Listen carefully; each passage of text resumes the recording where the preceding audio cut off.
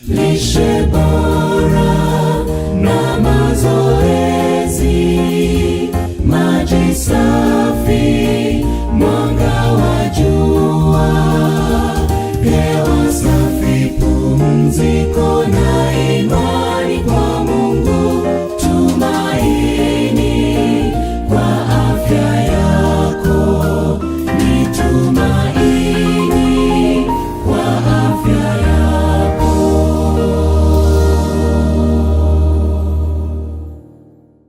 Njombe Net Event 2026. Tumaini lenye baraka. Habari za tangu jana jamani. Hebu kwanza tusimame kidogo. Najua mmekaa sana. Tunaambiwa unapokaa saa moja at least dakika 2 usimame na kutembea kidogo. Hebu tuimbe kidogo. Lishe bora na mazoezi, hewa safi, mwanga wa jua, hewa safi, pumziko na imani kwa Mungu, tumaini kwa afya yako. Turudie tena. Lishe bora na mazoezi, maji safi, mwanga wa juu, hewa safi, pumziko na imani kwa Mungu, tumaini kwa afya ya. Ni tumaini kwa afya yako. Bwana Yesu asifiwe. Basi tukae. Kama ndiyo mara ya kwanza unafuatilia vipindi vyetu vya afya katika mkutano wetu wa Njombe Net Event, mada kubwa ya ujumla tutakayokuwa tunaiangalia ni kanuni za afya katika Biblia na namna zinavyothibitishwa na sayansi. Ukitaka uiweke vizuri unaweza ukasema Biblia na sayansi vinapokutana ni tumaini kwa afya yako. Siku ya jana tulipata somo zuri sana ambalo lilikuwa linatuonesha mwanadamu ametoka wapi. Tuliona kuna jedwali moja kubwa kwamba kemikali zote na chembechembe zote zinazounda vitu vyote vilivyopo duniani akiwemo na mtu mwenyewe zinapatikana katika jedwali hilo. Ziko 118 na zimegawanyika katika makundi 7 tu. Na kati ya hizi 118 mwili wa mwanadamu umeundwa na kemikali takriban 25. 11 ni za msingi sana na 14 zilizosalia zinapatikana kwa kiwango kidogo. Muundo wa chembechembe huo tuliuona namna ambavyo ni wa pekee, kwamba katikati una nucleus lakini pembeni una mizunguko ambayo ndio inayobainisha maumbo na inabainisha rangi na tabia za vitu vyote tunavyovifahamu duniani, madini, chumvi, kila kitu unachokijua duniani. Jana nikapigiwa simu na mzee mmoja akaniambia, bwana kweli umetufumbua macho jana. Kumbe ndo maana tukienda hospitali tunapimwa sodium, tunapimwa potassium, na kweli bwana hizi zote zinapatikana ardhini. Kwa hiyo ushahidi pekee unaothibitisha mwanadamu alitoka wapi, unaojitosheleza ni kwamba mwanadamu alitoka kwenye udongo. Hakuna nadharia nyingine unayoweza kuithibitisha kikamilifu kupitia sayansi isipokuwa mwanadamu ametoka kwenye nini jamani? Ametoka kwenye udongo. Sasa uwepo wa Roho wa Mungu ndicho kiini cha pekee kinachomfanya mwanadamu awe bora na awe mwenye thamani. Leo tutakiangazia chakula cha kifalme. Katika Biblia tuna fungu moja zuri sana, huwa ninaliita ID verification. Yaani ni fungu linalothibitisha utambulisho wa mtu. Hii ni Petro wa kwanza 2:9 kwamba bali ninyi ni mzao mteule, ukuhani wa kifalme, taifa takatifu, watu wa milki ya Mungu.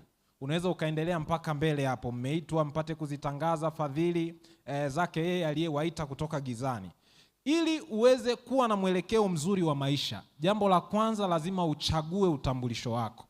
Hii haijalishi ni kwenye masuala ya afya au ni kwenye masuala ya familia watakayofundisha kina Pastor Biene au masuala ya kiroho watakayofundisha Pastor Butoke. Lazima uchague kwanza utambulisho wako.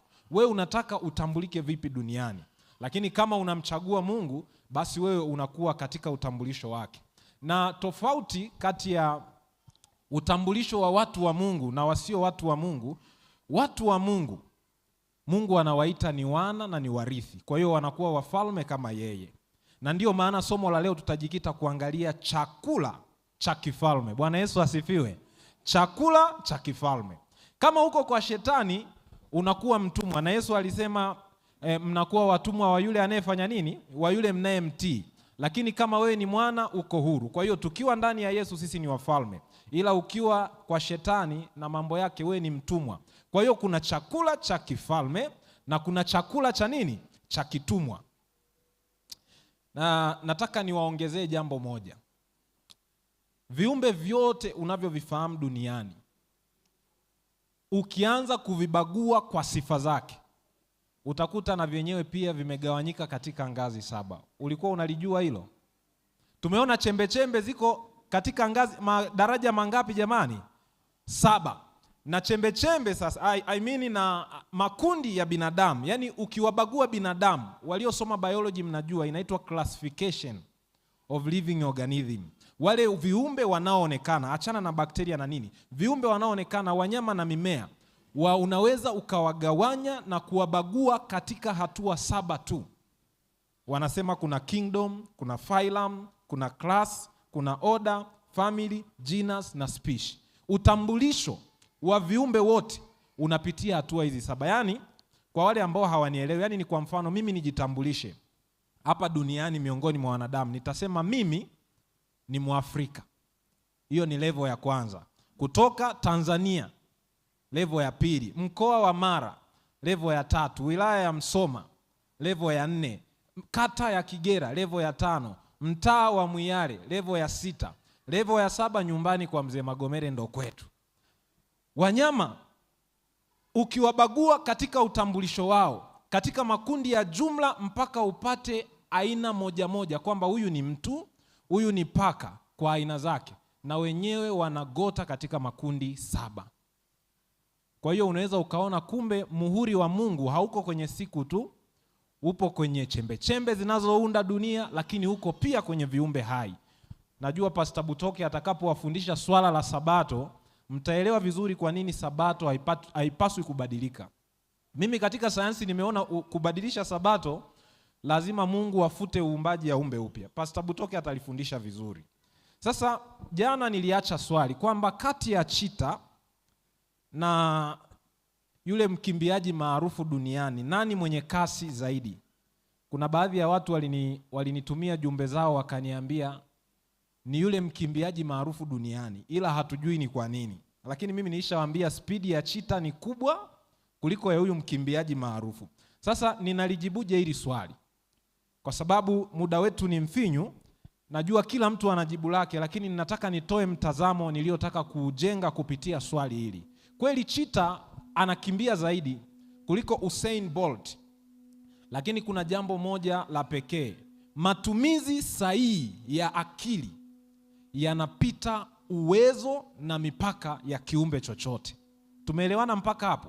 Maanake mwanadamu hata kama anakimbia spidi ndogo kuliko chita, kwa kutumia akili anaweza akakimbia kwa spidi kubwa kuliko chita. Kwani mwanadamu anapoendesha gari spidi 180, nani anakimbia? Ni gari au ni mtu? Ni mtu, maana hata gari limetengenezwa na nani? Haya, tunaweza tukasema mtu hana nguvu kama tembo, lakini mtu anaweza kutengeneza vifaa forklift zinazoweza kunyanyua makontena yenye uzito kuliko kilo anazoweza kuzibeba nani? Tembo.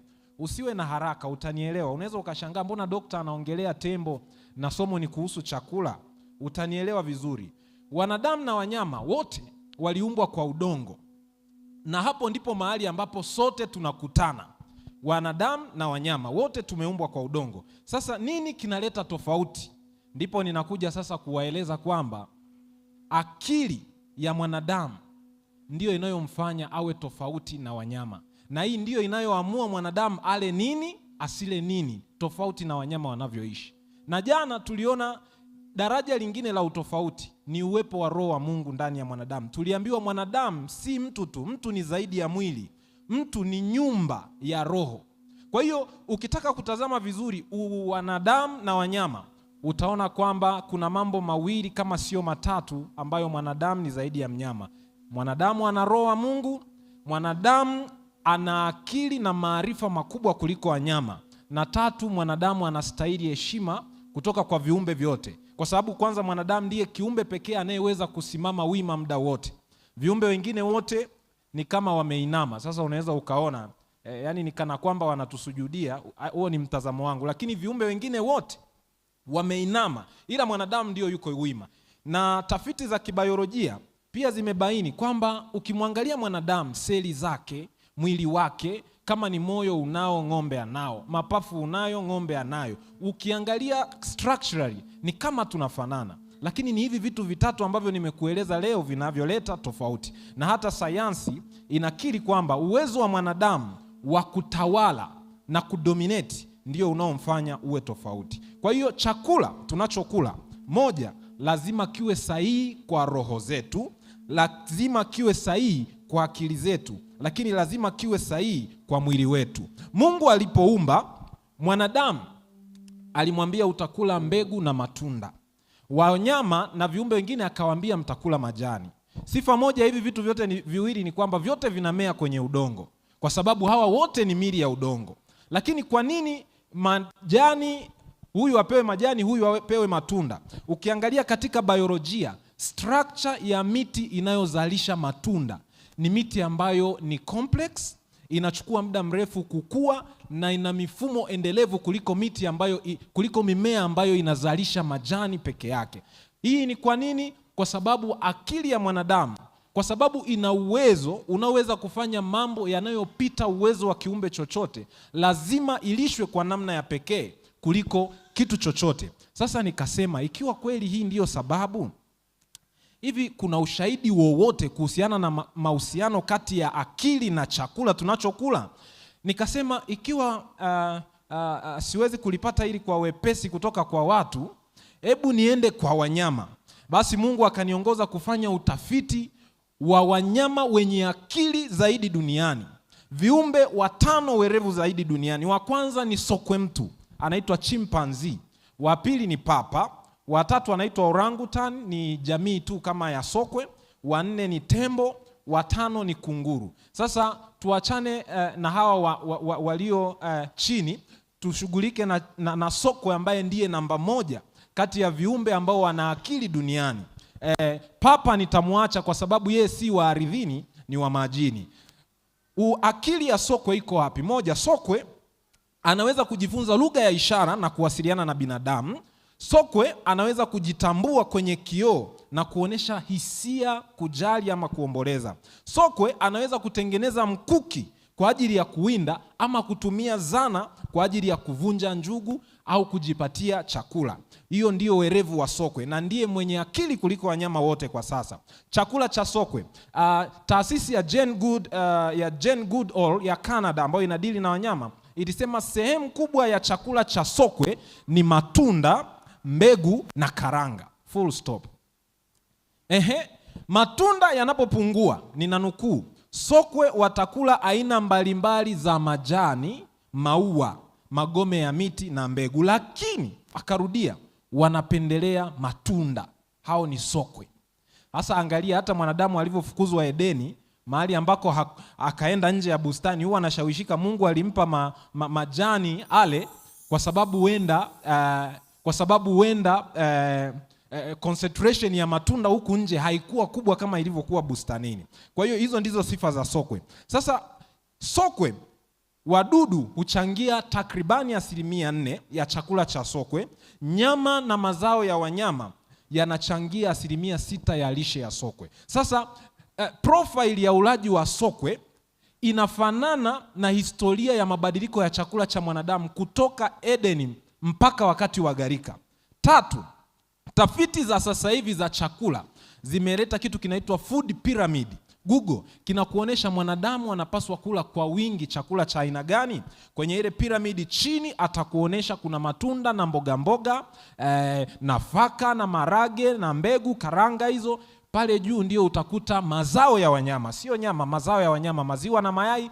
Juu inaendelea kupungua, ndipo utakuta nyama. Juu kabisa ndipo utakuta vitu vilivyotengenezwa kama sukari, chumvi na vikolezo vingine. Sasa niliwaambia sisi tumetoka kwenye udongo na tunatakiwa tule chakula cha udongo. Kwa nini? Mwili wetu una a certain chemical composition ambayo haitakiwi kubadilishwa. Sasa ulaji wa vyakula vya kiwandani unaleta shida gani? Kiwandani kuna introduction ya kemikali ambazo sio sehemu ya mwili wa mwanadamu. Zinapoingia kwenye mwili wa mwanadamu zinabadilisha structure na utendaji kazi wa mwili. Ndio maana kuna ongezeko la magonjwa ya saratani, ndio maana kuna mabadiliko ya homoni kwa watu wengi. Matatizo yamezidi kuongezeka kwa sababu ya badiliko hilo la matumizi ya kemikali ya vyakula vya kiwandani. Lakini kingine ni nini?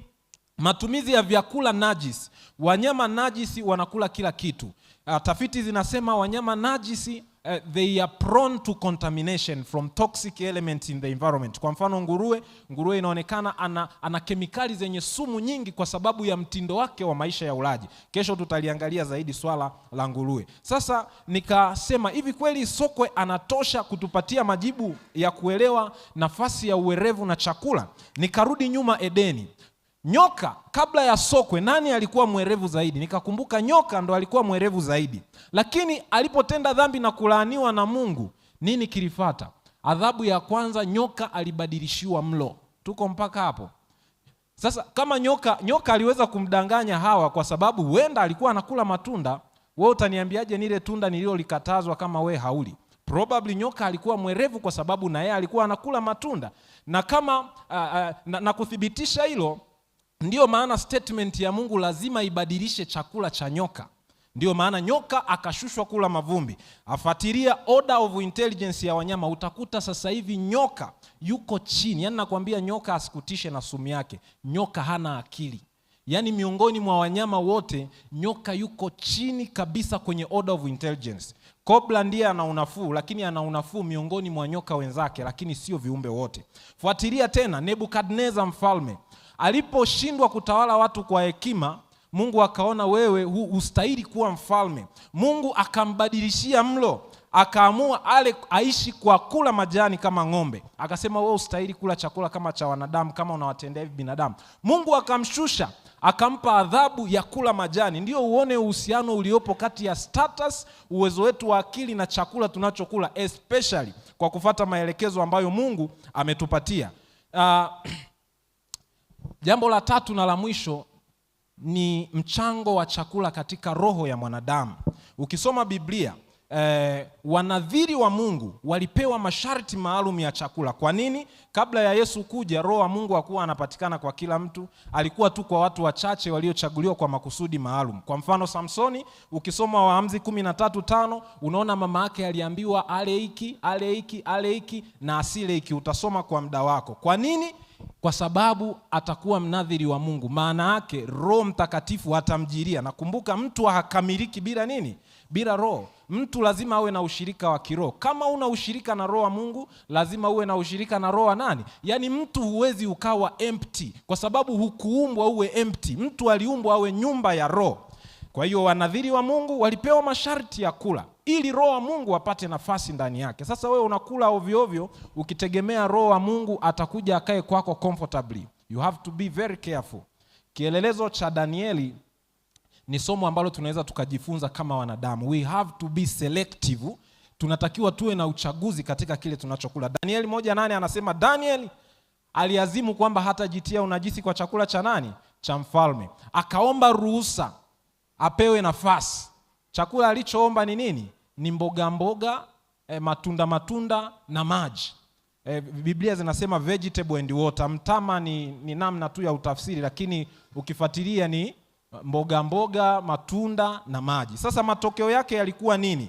Danieli 1:20 tunaambiwa katika kila jambo la hekima na ufahamu alilowauliza mfalme, aliwaona wanafaa mara 10 zaidi ya waganga na wachawi. Kwa hiyo unaona sasa Biblia inatuonesha wazi relationship kati ya hayo mambo mawili: chakula, hekima, akili na nafasi ya mwanadamu kuwa katika mafanikio ya hali ya juu. Danieli 5:11 tunaambiwa, huu ni ushuhuda kwamba yuko mtu katika ufalme wako ambaye roho ya miungu watakatifu inakaa ndani yake. Kwa hiyo unaona kabisa kumbe roho wa Mungu, akili na ujenzi wa mwili wetu unategemea chakula, lakini kwa kufuata maelekezo ambayo Mungu ametupatia. Ufalme wa mtu unaanzia mezani. Bwana Yesu asifiwe. Ufalme wa mtu unaanzia wapi jamani? Mezani. Sasa niwaache na swali ambalo nitalijibu kesho. Hii ni chemsha bongo. Ashumu umepewa, una kazi, una project ya kujenga nyumba, kagorofa kako fulani kazuri tu, afu umepewa option mbili, uchague kufyatua matofali au kwenda kuchukua matofali kwenye nyumba ambayo imeisha kamilika. Labda mtu anauza nyumba yake, wewe utachagua kufanya kipi? Kesho tutajifunza ulaji sahihi wa nyama. Usikose na Mungu akubariki.